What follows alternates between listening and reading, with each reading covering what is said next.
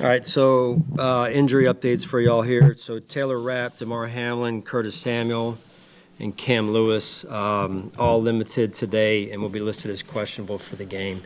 No one at this point will be ruled out for the game. So I'll turn it over to you with your questions. Douglas are good to go.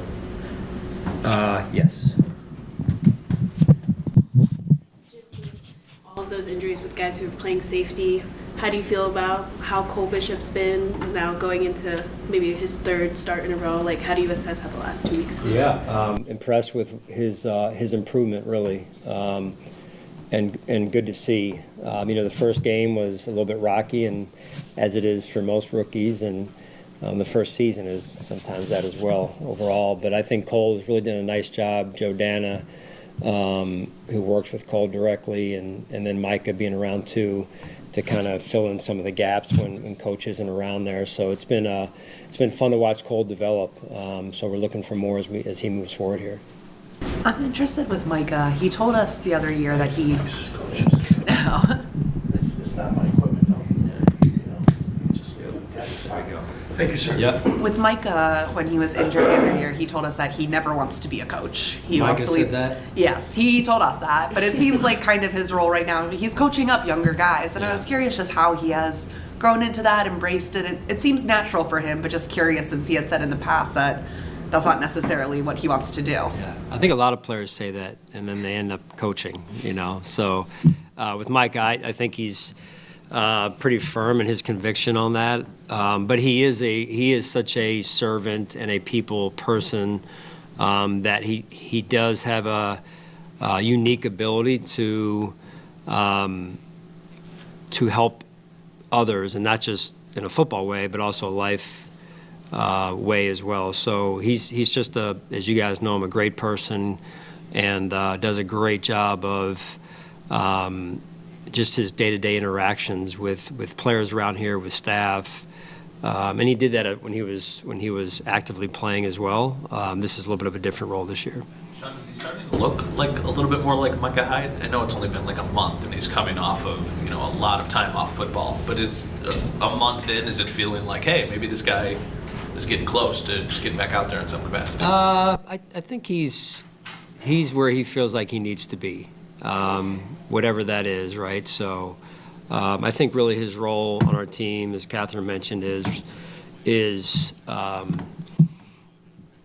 trying to help others and shed some light on how the defense plays and how the defensive system works, and just be in that type of space for right now, and we'll see where it goes moving forward. Coach Joe Brady was asked about James Cook this season and what's been the difference from this year compared to the last few seasons. And he said, his confidence is always increasing, but one thing that he thought has helped with James Cook and the offensive line this year is the fact that James has spent time in some of those O-line meetings, has spent some extra time with Aaron Cromer this season as well. How much do you think that has made a difference in that group together really having a better season this year? Well, that continuity's number one, and then two is when you meet together, it tends to get everybody on the same page, right? So we've talked about this before of you've got a little meeting going on over here, in a separate room, a meeting going on over here, and as much as you want those meetings to sound exactly alike with the messaging being totally on the same page and aligned, when they're together, it's all that much easier because there's one voice. And Coach Cromer and the offensive coaches, Joe as well, I think at some point during the season, maybe somewhere about 1/3 into the season, started doing those meetings together, and that's certainly helped. Everyone being on the same page. In this case, for a running back like James, hey, this is where the ball is supposed to hit on this particular run.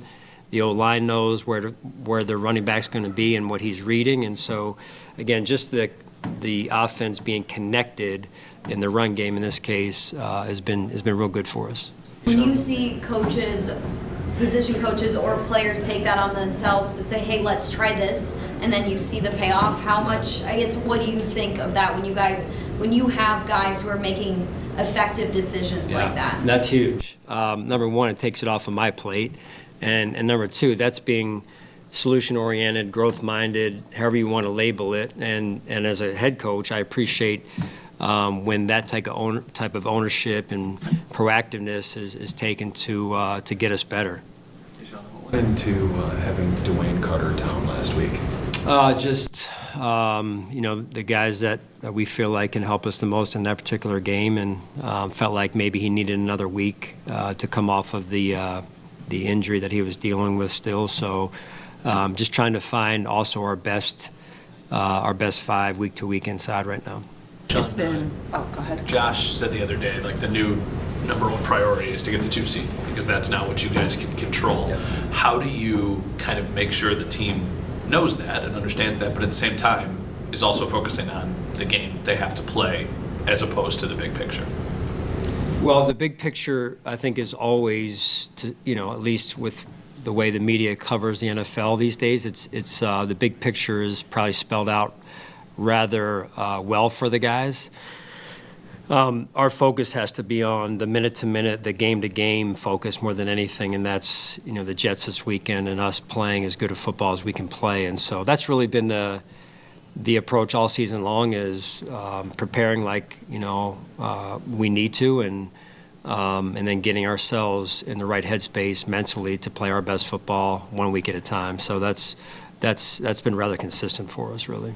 It's been 11 weeks since you faced the Jets, and they're obviously not having the season they had hoped. But what stands out to you about what they're still capable of and just how they're maybe different from, that October meeting? Yeah, they've got, obviously, with Devontae added to the mix, and you got 2 great receivers and a heck of a running back behind them with Brees, and along with other players on the offensive side and defensive side. So I've talked before about, with the Jets roster overall, I think is very talented across the board, and they've done, they've made big plays on special teams in the return game. They've blocked kicks, they've faked kicks, fake punts.